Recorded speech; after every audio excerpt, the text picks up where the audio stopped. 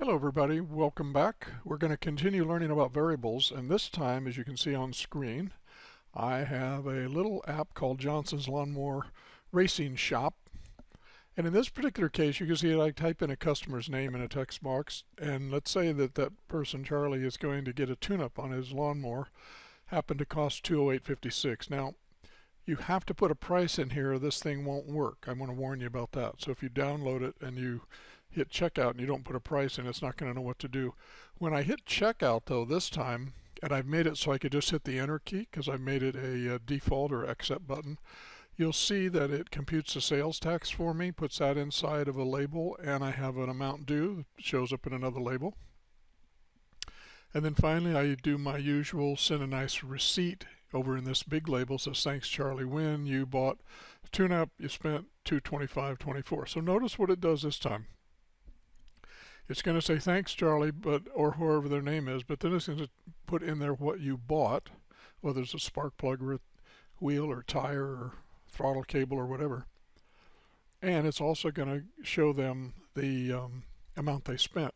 Notice a couple things, if you can see it. In the text boxes, I don't use any dollar signs. I don't encourage you to do that. Where you can do a dollar sign, though, where it makes sense, is in the receipt. So see the difference? So we're going to show you this time not only how to do the math, excuse me, and working with dollars. So we're going to use something other than integers. We're going to show you how to format money, format things in a text box so that they look like money. So you have two decimal places, and show you how you can do that with or without a dollar sign. The clear button does what you would expect. It does all the stuff we've done before. The end doesn't ask for a confirmation, just does that. Okay, so let's take a little look, see how we did this code so you can see how to do this. If you want to stop the video and build this yourself, which would be a good idea, these are just simply text boxes. Those are called TXT customer. Now, of course, you can name them whatever you want. This is TXT item, TXT price. This is LBL tax, LBL BAL due for balance due. This is LBL receipt like we've done before. And then the buttons should be the same as what they say: BTN checkout, BTN clear, BTN end. Okay, so let's take a look at the code for doing this baby. First of all, at the top, I didn't do anything tricky. I have my usual using statements up here. Some of them we're not using, but I just left them in. Also, just to clarify, someone asked me the other day, why do we have a thing up here that says partial class FRM store, and then we got another block of code that says public FRM store. Anytime you see a block of code like this that has the same name as the form that you're in, then this is called a constructor. And what happens is when you first start your application, it will tell Visual Studio, hey, run Ron's little application called Data Entry Part 3, and it will launch part3.cs. You see, that's what I called the name of the form. And once it launches that, it runs in here and launches this block of code called initialize component. Now let me just show you real quickly where that is if you want to see it. Please be careful about editing it or touching it because Visual Studio creates this for us, and you don't want to write code in there. So if you open up where it says program CS, or you can just double click on that, this is the one that shows you where your application runs. See, it says we want to start a new application. It's going to be FRM store. That's what I called it inside there. So I'm going to get out of that.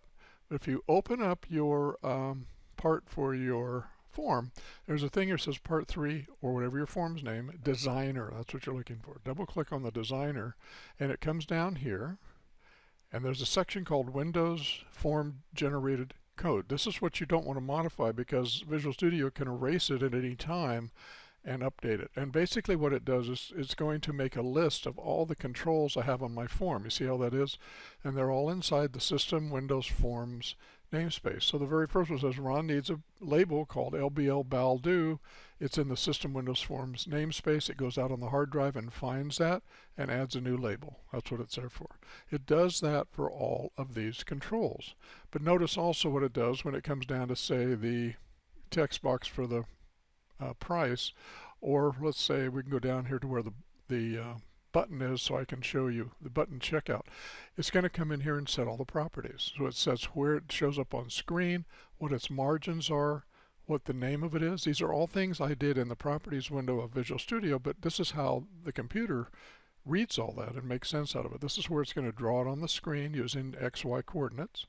It's going to call it checkout on the screen. That's what its text property is. See, right there. And then down here is where it tells it, hey, when someone clicks on it, I need you to set this as its event handler right here, btn checkout underscore click. And this will add this event handler to all the other event handlers in my application. This is where these things get connected. And we say that this event handler is wired up to my button at this point. This is where it does it. Now, you don't ever want to do this yourself. You let Visual Studio do this for you. But that's where all that stuff is. Okay, so I'm going to get out of that. Let's look at our regular code. But somebody asked me about it, and I wanted you to understand how it works. After that initialized component is done, that means your form is complete. It's not visible on screen yet. It goes one other place called the form load event to see if you want to do anything at the last moment just before it's visible on screen. And if you don't want to do that, or you don't have an event for that, it just shows your form. And that's what we've done here. I haven't done anything special. We'll do that, but not today on this one. Okay, here's what I want to do is show you about. I made a little list for myself. We're going to calculate the tax. We're going to check the amount due and calculate that. We're going to format the money, the answers in the text box, so they look like what you'd see on a cash register. So if someone types in 153 bucks, I want it to be 153.00 just to make it look professional. Remember that we talked about telling Visual Studio what kind of data we want? Well, this time, since we're using money, we're going to use the decimal data type, and I think I made a big deal of that in one of the other videos. You should remember that. And also remember, text boxes and labels are expecting string or text data, so we're going to have to convert any of that into the right values and right data types rather, so that we can do our math. Okay. So now let's do the first things first. Let's do what we did before when we were learning about working with variables. And the first step was basically, I showed you, you had to create your variables and you had to pick the type you want. And then the next step was, let's take some data and assign them to those variables. Well, here I wanted to show you that now with the newer versions of Visual Studio, you can combine those two steps. So notice what I did on line 56. I'll make this a little bigger for you. Right here, I created a new variable, and this one's going to be of the string type because I want to hold the customer's name. Why do I want to hold it? Well, because I want to put out their name in the receipt box. So I just called it customer. And notice what I did here. I went ahead and said this is going to be equal to whatever's in the TXT customer text box. Okay? So notice I defined my variable, I gave it a name, so I'm reserving space, and I'm initializing it right here. So I'm not initializing it to 0, I'm not initializing it to nothing. I'm going ahead and assigning it right from the text box. And so you may want to learn to do that. It saves you a little typing and maybe some errors. So again, we're just going to take it right from the text box and we're going to trim. Remember, trim is just going to get rid of any blank space before or after a string. So that's what we want to have. And then I'm going to make another variable for the item that they chose. I just called it item. It too is a string. And so if they type in spark plug, wheel, whatever, it'll get that. It's coming from this text box and we're going to trim it. Now the new part that you haven't maybe worked with before is when we're working with money. And I told you, since we're working with decimals, it's probably best to use the decimal data type. You can use a float, you can use a double type data, but this is probably the best one. So this is what I'm going to encourage you to use. So here on the price, I wanted to take and make a variable called price. That would just seem pretty reasonable. It's of the decimal data type. It's not integer because it's going to be money. Now, what I did was I said, take whatever's in that price box, whatever they type in, 20 bucks, $105.83, whatever it is, and I want to convert it to decimal. Remember last time in the video we converted to integer. Well, the convert class that is all built into .NET and Visual Studio, it has a 2 decimal conversion method. So you type in convert dot and then pick 2 decimal, and then it says in the parentheses, what do you want me to convert? Put in the name of your text box. And then we're going to assign it to this little variable called price. Okay, again, doing the declaration of the variable, initializing it, assigning it all at once. Pretty nice. Now the next one for tax rate is a little more tricky. Whenever you create a variable, in this case I chose tax rate, I wanted to go ahead and set it for 8%, and that way I don't have to create another variable for holding the actual rate for the county or something. I just made it 0.08, but I wanted to point out something to you. If you put in a number here, like 12, 25, 0.33, whatever it happens to be, even though you declare it as a decimal data type, when this is run, this will actually get converted into a double decimal type, a double data type rather.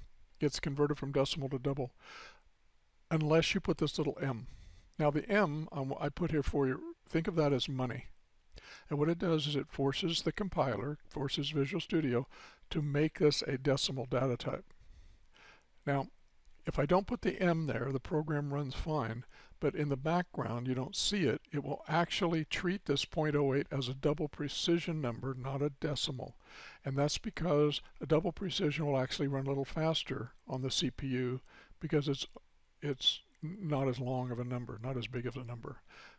So that's what that little M is for. It looks sort of weird, and you only have to use that when you put in an actual number here when you're initializing your variables. Otherwise you don't have to use it anywhere. Now, the next one for sales tax then, the actual sales tax is going to be the price times the tax rate. And in Visual Studio, we use the asterisk for multiplication, so don't use an X or anything like that. So this is going to say, okay, we've already got our price here, and we know our tax rate. Now we can go ahead and compute our sales tax that they owe us. It's going to simply be the price times the tax rate. You have to make sure when you're doing this that you do these in exactly the right order. In other words, I couldn't have taken this line and moved it and put it up here somewhere, because if I did, I would be trying to compute sales tax before price and tax rate have even been defined and used. So you have to do these in the same order you would if you were doing it yourself by hand with a little calculator, or you're at a cash register doing something. That's how you have to think about this. The final thing is, I want to go ahead and figure out the balance due, and I'm going to do this by saying, well, we got the price already, and I just already computed the sales tax above, so we can just add them together and see how much they owe us. Notice I'm doing the assignment, I'm doing the definition and initializing of variables. I'm doing all the math, in this case, in just 4 lines of code. So I've taken those 3 steps that we did earlier and just mushed it down into one step and kind of done everything in one place, and that's completely acceptable to do. Now, of course, the only thing left would be we have to display all this stuff out so that our person can see it, keeping in mind that text boxes and labels love text data or string data. We have to make sure that we do the right conversions, and also I want to make sure you know how to make it so it looks like money. Again, if someone types in $153, I want it to show on the screen as 153.00. So here's how we're going to do that. Let's say that they already typed in a price, and let's just say they typed in 153. I want to go back in, even though there's a value in the price text box, I'm going to say that the txt price text, what I want it to show up in the text box, is going to be equal to the price that we just computed up there to string. That's because we're converting from a decimal back to string. That's just like we did before. But this is the new part. Notice in the parentheses I put a N2 inside of double quotes. What that means is I want to format this data to 2 decimal places, and I want it to look like a number. When you use the letter N, and I put up here in a comment for you, when we use N, that means it's formatted as a number, and by default it'll put 2 decimal places. On the other hand, if you want to have a $sign in front of it and 2 decimal places, use a little C. And again, that's all here in the comments for you. So C, think of that as currency. So you have to decide whether you want a $sign or not. So now my price box will look very nice.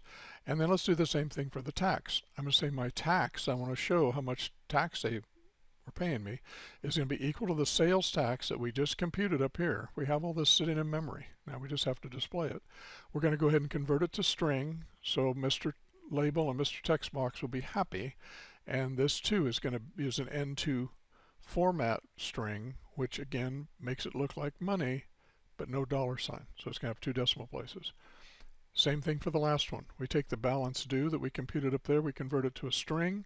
We're going to head and tell the thing and the toString method go ahead and format it for us, just like we did the other ones, and put the answer down here in this text box. There it is, ready to go. Okay. Now, the only thing that's a little different when we did the concatenation is that this time I'm going to say in the label, say thanks, and then I'm going to append their name just like we did before, but I'm going to keep going and say you bought, and then this time I'm going to append the item they bought. So notice you just have to do it carefully. Put a space here, you put a space here, so none of it all runs together, so it looks very nice. So now it's going to show the item, and then I'm going to keep going, and you spent plus a balance due to string, and here's where I had it come out with a $sign. And then the last thing is I want to add today. So it'll say, thanks, Charlie, you bought a tune-up and you spent $159.36 today. That's what that's supposed to do. So you just have to get used to the format of it. And the only thing is, you should remember is, anytime you're working with the string or the text, make sure it's in double quotes. These guys are coming from these variables up above us, so they don't have double quotes, because you want the actual value that's inside the customer variable. These things are just things I made up just to make it look nice and make it sound nice. Okay, so that's the difference. Anything in red is just a string, and the computer's not going to try to do anything with it. All these black ones represent the things that are in a variable or in a control, and it'll mush it all together, and if you do the spacing right, it'll look very nice. The clear method doesn't do anything that we haven't done before. We're going to clear out all three of these text boxes. I'm going to clear these three labels, and I'm going to set the focus, the blinking cursor, back there. Okay, you just have to remember to add all of your controls in there, and so that you can clear them, and then of course we just end it with this one thing there. So I think this would be fairly easy for you to make. The only new stuff is all this formatting stuff and working with a different data type and how to use a different conversion. Instead of convert to integer, you do convert to decimal. But otherwise, it's basically the same, except for the fact that I did take some shortcuts here and showed you how you can create your variables, define them, and assign them all in one line. And then once you do that, you can go ahead and do the math down here on these guys after you define them. Now, if you don't like that or don't want to do it like that, or that's confusing to you, then by all means do it the other way. Step 1, define your variable. Step 2, assign. Step 3, do the math. And step 4, display it on screen. There's absolutely nothing wrong with doing that. I just like you to have options, because some people like to do it this way, other people like to do it the other way. I would never criticize you or give you a bad grade or anything for doing it either way. It makes absolutely no difference. The computer couldn't care less. So you do what makes sense to you and what's easy. Okay, and I don't think there's anything else on here to show you. The only thing is, like I said before, in 2015, Visual Studio 2015, if you aren't using these using statements, it'll come up here with this little light bulb and says, hey, I can remove these if you want. So I can just do that, and it just saves a little space. I've done a little research, and there is no worry if you don't want to do that. There is no difference between doing it like I just did or leaving them in there. The computer will ignore the ones you don't use anyway. So if you don't like them, if you think, well, there's no use having them, get rid of them. If you want to leave them on, I did a Control-Z, leave them on there. Makes no difference, okay? I'm going to leave them on there for now. And I think you're good to go. So download this one, look at my comments, and make sure you can build one that's similar yourself. See if you make one go and make it format the way you want. All right? Excellent.